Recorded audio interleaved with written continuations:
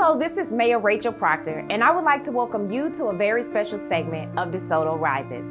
Sometimes when you pre-record a program, you get that feeling that the broadcast that you just taped is going to really stand out and make a difference with your viewers. Well, this is definitely the case with today's DeSoto Rises. Our original game plan for this program was to give our residents an overview of DeSoto's fantastic public library system, and the way to do that was to sit down and have an in-depth chat with the man who has brought new energy and vitality to the system, its dynamic and relatively new director, Dr. Tracey Joel Hunter Hayes. Well, it is with deep sadness that we at the City of DeSoto share with you the news that our esteemed and beloved library director, Dr. Hunter Hayes, was called to his eternal rest on January 19, 2022. We are all heartbroken about the loss of one of DeSoto's newest and most distinguished family members, who was only with us for a short period of time, but who will leave a positive and lasting impact on our city. You might pick up on his demeanor in our interview, and you certainly would have felt his charm if you were to speak to him in person. But Hunter Hayes had a special way of making others in his presence feel important and appreciated. It was one of the first things that DeSoto city officials noticed about him during the job interview process, and it's one of the qualities that we missed the most once we learned of his passing. We'll talk a little more about Hunter Hayes and the impact he has had on our community after this interview, which we are proud to share with you.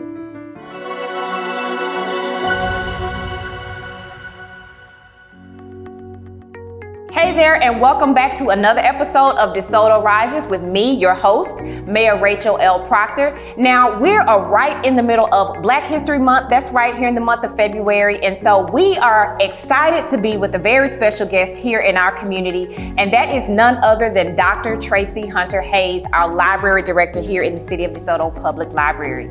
Now, Dr. Hunter Hayes, this is very special because the library is very special to me, near and dear to me. And we know that with all the things that our library offers, that is very important to our community.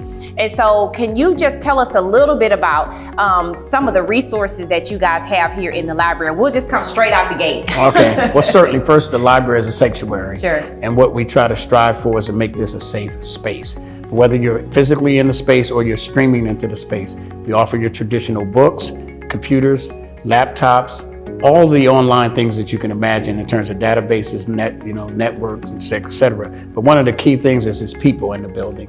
We have over 300 years of experience. So when you come to DeSoto Public Library, you're going to get experience, you're going to get the curiosity, but more importantly, you're going to get service that is par excellence to get you whatever information you want, whether it's solving a bet through some kind of quotations, whether it's looking up the rubric of a word to get down to the Latin circumference of what it means, or sometimes you just want your favorite children's book.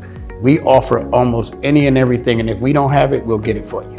Sure. Now, speaking of that, in terms of these resources, now, if I'm a card-carrying member of the library, how do I go about accessing many of those resources that you spoke about? Well, you can access it, for example, the room that we're in, you can access it by reserving it by being a card-carrying member. You also have access to our lab by being a card-carrying member. Of course, you'll have your books, you'll have your audio books, but we also offer streaming services. And the unique thing about the DeSoto Public Library, we lead the best southwest of connecting with the other 3 cities that's near us. So if we don't have it, we connect with them on this one library card. And then after that, we have databases, of course, tax season. We assist with that through volunteers. And then we also offer for the families, children's services where, we still have a favorite story time. But one of the most important things about that library card, it could take you anywhere in the world. Yeah. And most of the time people say, because they had a library card, they can just come into the sanctuary space, read, and just go all over the world through either some kind of time capsule reading or just some kind of fictional novel that just takes them to another place. So it's a breath of fresh air to have a library card, and it tells me that you're a lifelong member and want to learn. Tell us a little bit about who Dr. Tracey Hunter Hayes is. Whenever I ask anybody in the community that has interacted with you, they all say the same thing about how warm and how friendly and just how helpful and resourceful you are. And so just tell us a little bit about who you are. Well, I'm a learner. I'm a curious person. I like to read, of course, being in the library. But the most important thing I learned is to have discernment to appreciate people, no matter what station they're in life, whether they're the mayor or whether they're a 4-year-old who comes into the facility. So for me, I've always learned to be about the person of who I'm talking to and not be about self. And then I'm a servant leader. And so as it's a catchphrase, I've learned to not focus on me, but focus on others. But as a person, I'm an educator, but I just love being curious and being a learner. Now you're also being very humble. Because what I've also learned about you in your time being here is that you are an award-winning librarian. And what's unique about you is that when I think about it, because like I said, I love books. I spent a lot of time in the library, just even growing up as a child. I always tell people that, you know, whenever I was a little kid, I would always ask for money for the book fair instead of money for candy because I love books just that much. But when you come into most libraries, and I don't want to make an absolute statement, you typically see women in this space. So as a male librarian, a Black African-American male librarian, talk to us about your career path choice in getting here. Sure, I started as a children's librarian, which was the most amazing job I've ever had. And I got really inspired to be a librarian from a woman who was my fourth grade school librarian.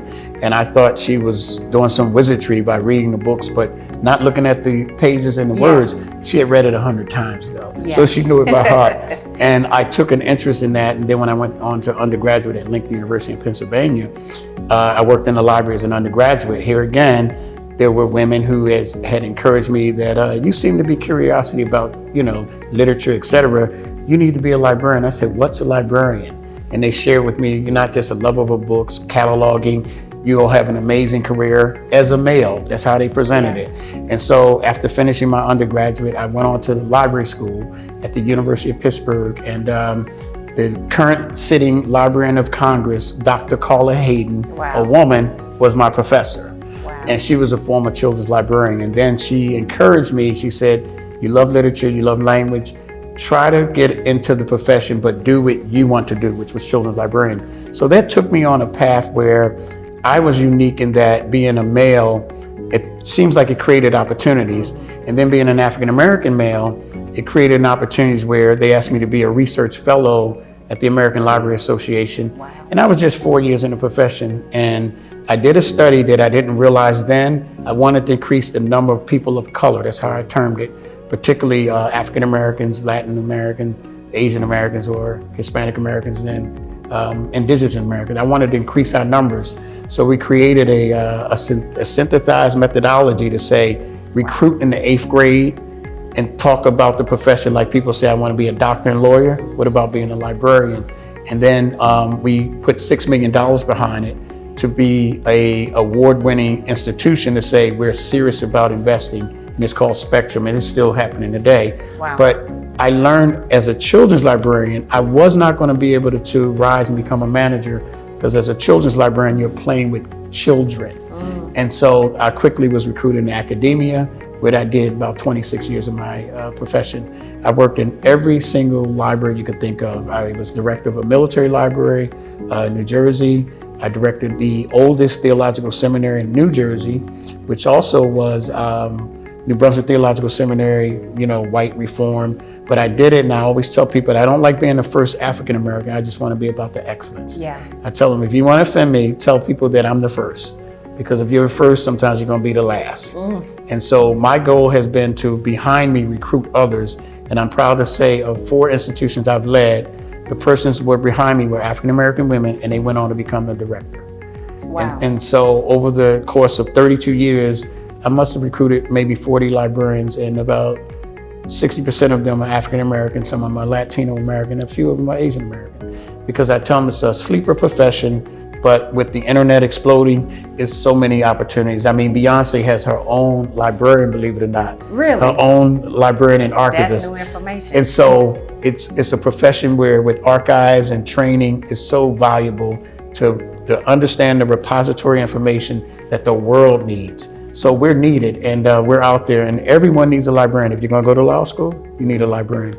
Medical school, you're gonna need a librarian. And if you're in a school, hopefully a librarian who inspired me will inspire others. You've been here a little over half of a year or so, or maybe a little more. So, and I know that the library is very, very, very busy. I'm sure your first quarter or two has been extremely busy. So can you tell us about some of the programming and some of the things you've implemented since you've been here? When I arrived, I think the team was already set. So whoever they would have selected to be the managing director would have been able to just jump in and perform it.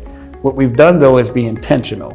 Whenever we were looking at services, we wanted to know what didn't we do. We didn't do genealogy, so we start focusing on that. We didn't do a lot of programming around literacy and particularly financial literacy. So we start programming in that way. And then my supervisor was saying, hey, let's look at the arts. So we went into the art community and developed a relationship with artists in the community. And so we've held galas and also, listening opportunities to see what the artists are saying. I think DeSoto is like a prime location where you have a wealth of intellectuals, and I'm not talking about educational intellectuals, people who are curious and they know what they want. And I think it's part of what I do is to facilitate in the space called the library to provide it. And so any kind of program, we will meet a person just walking in the building. I mean, just recently we had someone say, hey, I'm from Chicago and I specialize in teaching young people how to do, etiquette and how to use all of the necessary, flatware, placeware. I said, could you do that here? And so we're offering those classes as well. Because our goal, as I see DeSoto as being, this rich metropolis of, influential people who are very knowledgeable, we want to just provide additional skills so that not just the young, not just the middle or the seniors, to say, hey, this is what we're offering to allow folks to see, look at these people who are in this particular place and how they basically represent the best of America. Well, that's exciting for me as mayor, as we continue to make DeSoto rise, right? That's the goal. It's very exciting for me to hear all of the things that you're doing to be honestly very innovative. Again, when we think of what libraries traditionally are in people's minds, to be able to offer these types of programming, which aren't things that you can really get a lot of places, things like etiquette and even genealogy. For a very long time, we had to go over to Lancaster to be able to access anything as it pertains to genealogy. So again, I'm really excited about a lot of the ideas and just how you're really more welcoming in terms of even utilizing just our community members that have things to offer in terms of adding value to the community. And so as we celebrate Black History Month, what are some of the things that the library is doing in terms of that? Can you tell us about some of the programming maybe that we can look forward to this month that we can? Certainly. Texas is a rich state. Is important in the history of America. So when you think on how the width and breadth of the state, you got all kinds of opportunities. I mean, just African-American persons who make certain that Juneteenth became a national holiday comes out of Texas. That's right. And the person is still alive. Yeah. So that is like where you start. And then you could just go back historically and just look at all of the things that African-Americans have done in this state to advance America's promise for everyone. And then if you go west, you'll see that there's opportunity to bring up names, places, and people. But if we just focus just here on DeSoto sometimes, you have a rich history in DeSoto with former mayors, congressmen, and others who've turned the tide of what America thinks about in terms of the promise. So DeSoto can be a starting place. Of course, Texas is very important. I mean, you can go from the Alamo, you can go over to Texas Southern, you can go to Prairie View, you can go to Enos, you can just go all over the Metroplex here in Dallas-Fort Worth. African Americans have been a part of the fabric of what makes America great. And certainly DeSoto can be a starting ground. And I think I read a fun fact about how DeSoto produces more African American professional football athletes than any other place in the country. So, and I've only been here for, 7 months, but I've seen where we're going to write our story and tell it, so because DeSoto rises, and we can say from DeSoto how important DeSoto is to spreading about the significance of African American. Sure. Now, one of the things that I really love also, and you didn't mention it, but I want to try to underscore it here, is some of the things that they can come into the library and physically see. We know the internet is exploding, but we want you guys to come down and actually see some of the things. I know that you guys keep art. As soon as you walk in, you're able to see the beautiful art. A lot of times those are local artists. So can you tell us a little bit more about maybe the Black Art Showcase or some of the things that they can come in and see during this month? I know of one artist, but I know there might be two. Mr. Ferguson, who's a world-class artist. I met him personally, and I'm telling you, his art is so explosive, and the color and the themes, and he's done everyone from, Clint Eastwood to, Whitney Houston. And when people come in, the first thing they wonder, is this an art gallery? So when I interviewed, I couldn't imagine. I said, wow, this is a wonderful facility. And I said, who is this person and how did they get to have this such world-renowned African-American artist on the wall? But what I started learning, he's a local person who wanted to share his gifts, and someone had the fortitude to say, come into this space, display it, and then it also, sometimes people are just looking at the art and they never come into the library for the library, they just want to see his art. Exactly. And so what I have learned is that DeSoto seems to be a place that got some magical ideas to say community is important, and then the people are understanding that the community is important and they partner. And I mean, who would know in a city of this size would have a world-class artist place their art in the facility and that people come from all over just to see it. Yeah, that's amazing. That's what I'm trying to tell y'all. DeSoto is the place to be. DeSoto is not rising for no reason, y'all. DeSoto is an amazing community, and I'm not just saying that because I grew up here. I may be a little biased, but DeSoto is honestly a very incredible community. Now, before we go, we're almost out of time, but before we go, I never let anybody escape this. Nobody gets away. So you have to share at least one fun fact with us. Just one. I see you shaking your head and doing all that, but it'll be painless, I promise.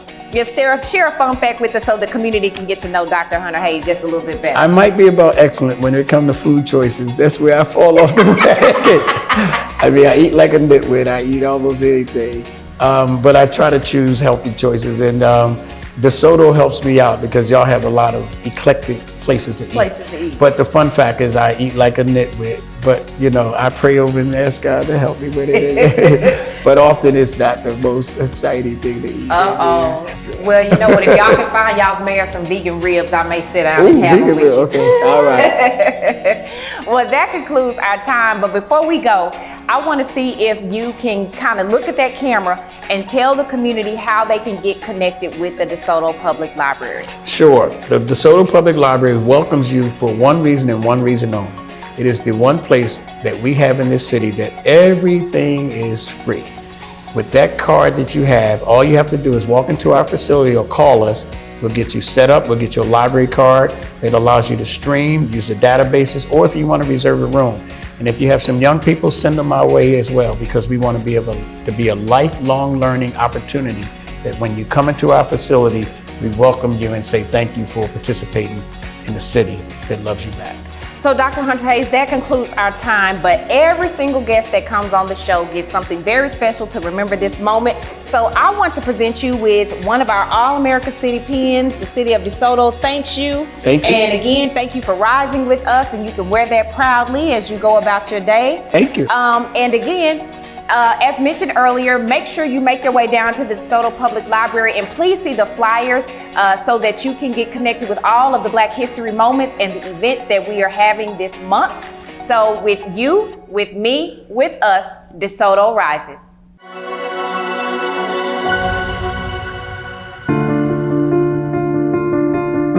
DeSoto rises because of the individuals in our community who give of themselves to make DeSoto a better place to live. Some people have lived in DeSoto for several generations, and some, like Hunter Hayes, only for a short period of time. We consider both to be an important part of the DeSoto family. Dr. Hayes came to us with more than 30 years of service in the library industry and in higher education. He was also an ordained American Baptist minister who rose to the rank of bishop under the Philadelphia Council of Clergy. Dr. Hunter Hayes knew how to serve the DeSoto community, and he worked hard to reach even deeper into our community to attract new library patrons. He encouraged his staff to expand their outreach to DeSoto's growing Latino community, and he also reached out to his library counterparts in DeSoto's Best Southwest partnership cities to strengthen our partnerships and our elements of our operations. Dr. Tracey Joel Hunter Hayes had been in DeSoto for a little more than 6 months, but his contributions will have a positive impact on our city for many years to come. We miss you already, Hunter, and we want you to know that DeSoto appreciates you for who you are and for all that you've done. And because of you, DeSoto rises.